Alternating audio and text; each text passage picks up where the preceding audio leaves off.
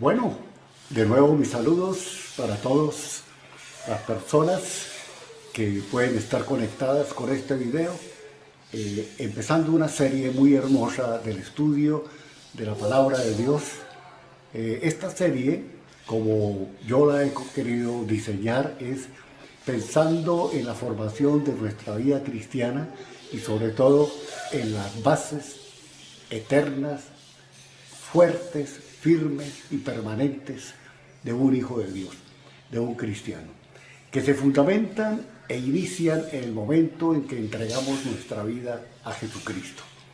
En ese instante, cuando la persona recibe a Jesús, al Señor, como el Salvador personal, establece el cimiento eterno para toda su vida. Y de manera específica, en el video anterior hemos visto o estamos iniciando esta preciosa serie de la salvación eterna y de las bases eternas de un cristiano, de un creyente.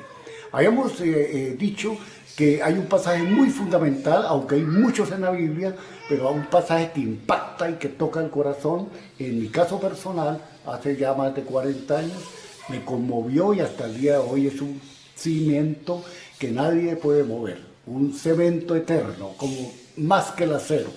Y voy a encontrarla en la primera carta de San Juan. Ahí donde estamos haciendo este análisis y este estudio de la Biblia, que es estudiando la Biblia para una vida de aventura y de propósito. Entonces, estuvimos analizando brevemente en el video anterior de esta serie la iniciación de la vida cristiana y lo importante que es conocer las bases de la seguridad del creyente. El pasaje clave donde estamos fundamentados está en Primera de San Juan, capítulo 5, del 9 al 13. Esta escritura es una maravilla, es algo glorioso, como toda la santa palabra de Dios, pero quiero enfatizar de que el apóstol Juan hace un hincapié, una declaración formidable, fidedigna de la seguridad de un hijo de Dios. Y está refiriéndose a una condición maravillosa, y es la salvación y la seguridad eterna del creyente. Entonces, estuvimos analizando, al final del video anterior, quedamos en el versículo 9 y 10. Vuelvo rápidamente a hacer el repaso. Primera de Juan capítulo 5, versículo 9, dice: si recibimos el testimonio de los hombres, mayor es el testimonio de Dios. ¿Por qué? Porque este es el testimonio con que Dios ha testificado acerca de su Hijo. Y el versículo 10 continúa y dice: el que cree en el Hijo de Dios tiene el testimonio en sí mismo. El que no cree a Dios le ha hecho mentiroso, porque no ha creído en el testimonio que Dios ha dado acerca de su Hijo. Ahí estuvimos muy brevemente analizando, pero para retomar este pensamiento, este principio, esta verdad gloriosa, vamos a iniciar otra vez, de que en el versículo 9 nos está hablando de dos clases de testimonios. Los testimonios de los hombres, que son muy variables, son muy inconstantes, no son muchas veces fidedignos en todo el sentido de la palabra, y que están manchados o salpicados de falacias o artimañas o engaños o cosas incorrectas, o en otras palabras, en mentiras. Pero con Dios no. Los testimonios de Dios son inalterables, son perfectos, son íntegros y son intachables, son completamente veraces. Entonces vemos allí que entre los seres humanos, en nuestra condición de hombre, viviendo en el ámbito humano, circulan y se dan a conocer y se aceptan testimonios de toda clase, en diferentes lugares, en diferentes sitios, en el orden jurídico, en el orden familiar, en el orden comercial, en el orden político, pero estos testimonios son fallidos, no son perfectos y están, como les he compartido, con falsedades muchas veces. Entonces, el tener este defecto obviamente hace una gran diferencia con los testimonios de Dios. Estos testimonios en el ámbito humano están infiltrados por mentiras, maquillados con fraudes y con verdades o medias verdades, que en realidad pues no es la verdad. en el sentido de la palabra. Por ejemplo, las famosas declaraciones juramentadas. ¿Cuántos no juran en falso? ¿Cuántos no se hace el juramento en falso?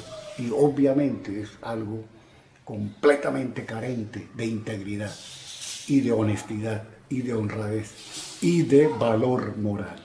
Pero eso es lo que estamos viendo en nuestro mundo. Pero con Dios no es así. Los testimonios que Dios da son perfectos porque Él es el mayor, el Dios por encima de todas las cosas, el que tiene el control y la autoridad y la verdad de la vida. De manera que Dios mismo testificó, es Dios mismo testificando. Como les dije, el testimonio es una declaración, es una aseveración de un hecho, de un acto real, de una evidencia, algo que tiene veracidad y que se puede constatar. Entonces, en el caso del Señor, en el caso de Dios, su testimonio está por encima de todos los demás.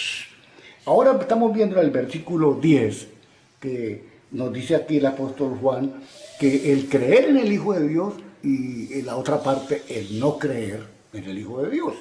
De manera que este versículo vemos la diferencia entre el creer y el no creer. Todo aquel que cree en el Hijo de Dios entra en una relación íntima con el Señor. Entra en una intimidad y en una comunión personal con el Dios vivo. Establece en su vida, en su alma, una relación para siempre a través del Espíritu. Posee entonces el testimonio de Dios, porque Dios entra en esa vida. El Espíritu de Dios testifica a nuestro espíritu de que somos hijos de Dios y obviamente nos da a entender de que en nuestra vida entró a habitar el Dios Santísimo, el Dios Todopoderoso. Esto es algo muy maravilloso porque es tener una seguridad de la presencia de Cristo. A donde quiera que uno vaya, en cualquier rincón del planeta Tierra, va la presencia de Cristo, de Dios en nuestra vida, en todo aquel que le ha aceptado y le ha recibido como su Señor y Salvador personal. De manera que el otro punto de vista también es muy para tener en cuenta y delicado también, para tener como una advertencia. Pero aquel que está en la otra posición y rechaza o no quiere creer en el Hijo de Dios, dice el apóstol San Juan, es no aceptar el testimonio de Dios. Y ahí vemos ya algo muy duro, muy difícil para una persona, porque es acreditar a Dios de mentiroso. Entonces es algo una posición indeseable para una persona, para el ser humano, de colocarse en ese antagonismo o en esa posición.